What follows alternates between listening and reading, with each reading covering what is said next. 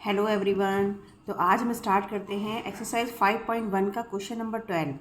यह है question number 12। Find the value of the angle X Y Z in each of the following. आपको इस figure में जो एक्स वाई जेड की वैल्यू फाइंड करके लिखनी है कि वो यहाँ पर क्या होगी। तो आप यहाँ देख रहे हो कि दो लाइन जो यहाँ पर एक दूसरे को एक पॉइंट पर इंटरसेक्ट कर रही हैं, ये बिल्कुल वैसे ही है जैसे हम इस टाइप के क्वेश्चन कर चुके हैं। तो यहाँ पर जब एक पॉइंट पर दो लाइन एक दूसरे को इंटरसेक्ट करती हैं तो उनके जो आमने सामने ये वाला एंगल वाई और जेड ये दोनों एक दूसरे के इक्वल होते हैं, और ये एक्स और ये वाला एंगल ये दोनों वर्टिकली अपोजिट एंगल हैं, इसलिए ये भी दोनों एक दूसरे के इक्वल ही हैं। तो यहाँ पर आप देख रहे हो कि ये 55 डिग्री का एंगल है, तो जब ये इसके इक्वल है तो एक्स भी तो 55 डिग्री का हुआ। तो यहाँ पर हम मेंशन कर सकते हैं कि angle X is equal to 55 degree. क्यों है यहाँ पर ये एंगल 55 डिग्री का? तो ये रीज़न आपको ब्रैकेट में लिखना होगा, क्योंकि ये क्या है, वर्टिकली अपोजिट एंगल है। सो ये जो है हमारा ये भी 45 डिग्री का 55 डिग्री का होगा। तो यहाँ पर आप लिख लेंगे vertically opposite angle, vertically opposite angle. ये आपने रीज़न ब्रैकेट में डाल दिया। अब आप नेक्स्ट देखिए, एक्स की वैल्यू तो आपको फाइंड हो गई, अब आपको फाइंड करनी है वाई की वैल्यू। तो वाई की वैल्यू फाइंड करने के लिए आप यहाँ देख रहे हो कि वाई जो इसके जस्ट अपोजिट जेड है, यहाँ पर जितनी वाई की वैल्यू होगी उतनी ही जेड की वैल्यू होगी। लेकिन हमें क्या है कि यहाँ पर अभी एक्स की वैल्यू फाइंड है और इसकी भी वैल्यू फाइंड है। तो हम y की वैल्यू फाइंड करने के लिए हम क्या करेंगे, हम यहाँ देख रहे हैं कि ये वाली जो लाइन है वो स्ट्रेट लाइन बन रही है जो कि लीनियर पेयर है।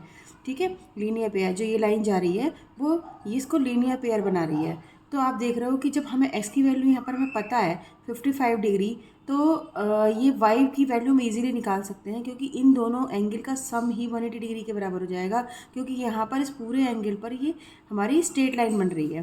तो यहाँ पर हम लिख देंगे angle y plus angle x is equal to 180 degree. यहाँ पर हम रीज़न भी लिखेंगे क्योंकि ये लीनियर पेयर है, लीनियर पेयर। ठीक है, अब एंगल x आपको फाइंड है, तो आप एंगल x की वैल्यू यहाँ फाइंड करके यहाँ पर लिख देंगे 55 डिग्री है और ये 180 डिग्री। तो एंगल y के यहाँ पर जब 55 आप इधर लेकर जाओगे तो ये माइनस में हो जाएगा, माइनस का 55 डिग्री। तब आपको यहाँ पर क्या फाइंड होगा, y की वैल्यू 10 में से 5 माइनस करा 5, 7 में से 5 माइनस करा 2 और ये 125 डिग्री आई है। तो आपकी y की वैल्यू फाइंड हो गई 125 डिग्री। तो यहाँ पर आपको लिख सकते हो कि y की वैल्यू 125 है। तो आपको x की वैल्यू फाइंड हो गई, y की वैल्यू फाइंड हो गई।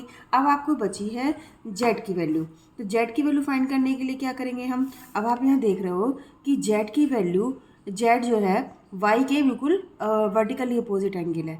ठीक है, तो जितनी y की वैल्यू होगी उतनी ही z की वैल्यू होगी। तो यहाँ पर आप लिख सकते हो angle y is equal to angle z।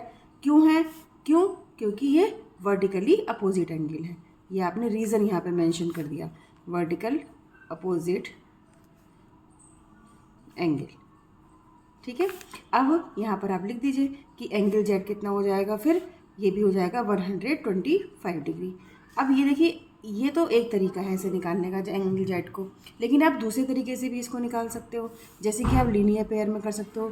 आप ये वाली लाइन देख रहे हो तो जेड और ये वाली 55 डिग्री दोनों मिला के वह एक लीनियर पेयर बना रही है जो कि 180 डिग्री का होता है। तो आप ऐसे भी निकाल सकते हो इसको कि आप 55 degree plus angle Z is equal to किसके इक्वल होगा, 180 डिग्री के, जो कि एक लीनियर पेयर बना रही है। तो आप यहाँ पे मेंशन कर सकते हो कि ये क्यों है 180 डिग्री के बराबर, क्योंकि ये लीनियर पेयर है। अब यहाँ पर आप एंगल जेड की वैल्यू फाइंड करोगे तो 180 में से ये 55 माइनस कर दोगे, जो कि आ जाएगा 125 के इक्वल। तो दोनों से ही इक्वल वैल्यू आएगी आपकी। आप किसी भी तरीके से इस क्वेश्चन को निकाल सकते हो, क्योंकि ये क्वेश्चन निकालने के कई तरीके होते हैं। तो ये हमारा क्वेश्चन नंबर 12।